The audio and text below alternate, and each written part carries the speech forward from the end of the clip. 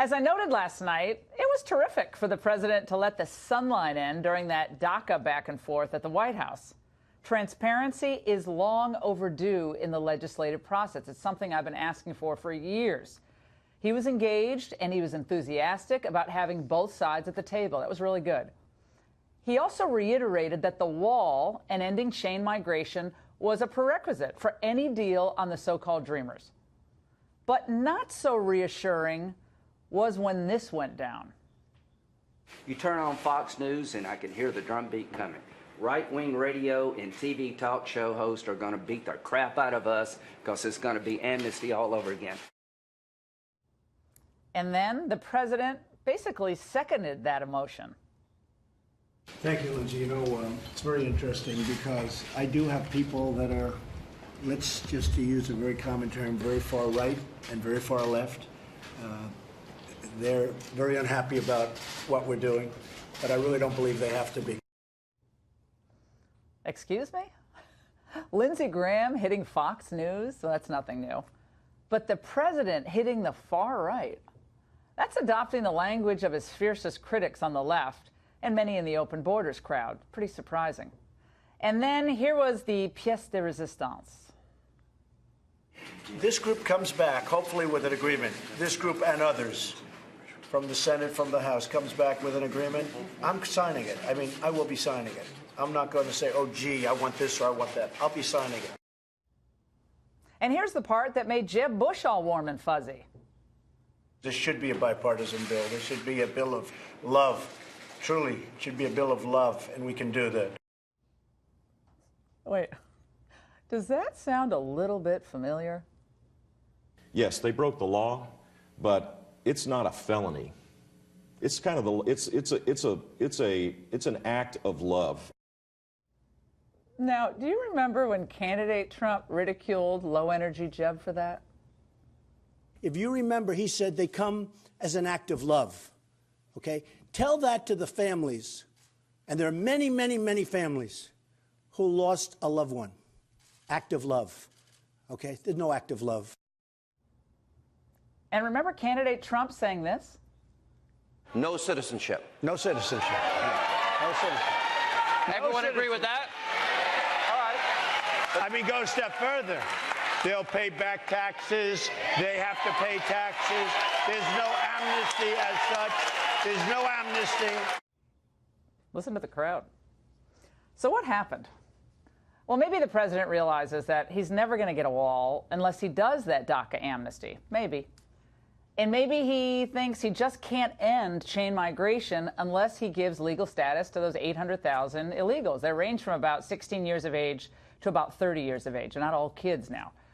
But that is a hard pill for many of his most loyal supporters to swallow.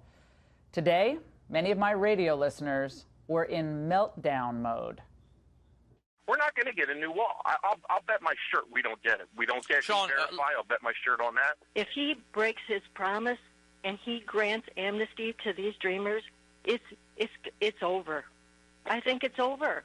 My kids were born and raised in America. We have dreams too. You know, if we don't obey the law, nobody comes and gives us free stuff. We are not far right when we simply insist on abiding by the legal immigration rules and national sovereignty. When did that ever become far right? I'm feeling deflated right now. Well, I did my best to buck up the listeners, but it wasn't easy. Now, it's true, President Trump is winning praise for his newfound openness to things like comprehensive immigration reform. We all know that's mass amnesty. But he's winning it from some of the same people who are enemies of his populist agenda. And by the way, the same people who revile his supporters. I thought that it was great to see our friends in both parties in there. I think opening it up and letting us see them talk to each other, there was a positive feeling about that. This is the presidency that many people thought Donald Trump was capable of. Just the notion of him being in command. I think it was very helpful, both before the cameras left and after they left. That's the guy who wrote the book just trashing Trump and didn't even vote for him. Well, not so long ago, like yesterday, they were calling you, Mr. President, and your agenda far right, extreme right, racist, xenophobic, alt-right. The president's new friends, the bipartisan cabal that's been pushing amnesty for years, have a few goals in mind. The Republicans, they want cheap labor. And the Democrats, they want new voters who are captive to big government. But there's another goal that the establishment hopes to accomplish. They want to separate Donald Trump from his base and break the spirit of the populist movement. Well, they're not going to succeed. They think they will, though, because people like Steve Bannon is sidelined and they think their moment has arrived. The president has to remain loyal to his supporters and to his agenda, the one he ran on, the one that won all that applause and rave reviews at all those rallies where people stood in line for hours in the cold. And he has to be willing to walk away, yes, walk away from a bad deal, just the way Reagan walked away from a bad deal with the Soviets at Reykjavik. Look, we all understand that governance is difficult. And sometimes you have to get the best deal you can with the votes you're given. But I think Kevin McCarthy, who's not exactly an immigration hardliner, had it right when he cautioned the president yesterday during that meeting. He said, look, you can't agree to a deal that compounds the problem, a deal that ends up only attracting more illegals down the road. Right now, we have another surge happening at the border, and one that fails to fortify the border, really fortify it. Now, there's a possibility that President Trump is doing something else, and I'm going to leave this possibility open, that he's playing a really smooth game with Republicans and Democrats and the media. So while he conveys an openness to negotiating, you're great, Diane, no, you're great, Dick, I love you guys, well, he's forcefully staking out his ground and managing to bring all parties to the table, and it's not just that. Just this week, there are really encouraging signs. The president is actually doing the hard work of enforcement. He just announced that 200,000 Salvadorans who were supposed to be here temporarily, been here for about 25 years, are going to finally have to go home because guess what? The hurricane's over. And today, the administration raided about 100 7-Elevens, hunting for illegal employees and going after the employers who are abusing them and abusing the system. This is the kind of robust, proactive enforcement that Americans expect and his supporters demanded. But when it comes to any DACA deal, the president has got to realize there are just two things that matter above all else. Number one, DACA is the only leverage the president has to implement his entire immigration agenda.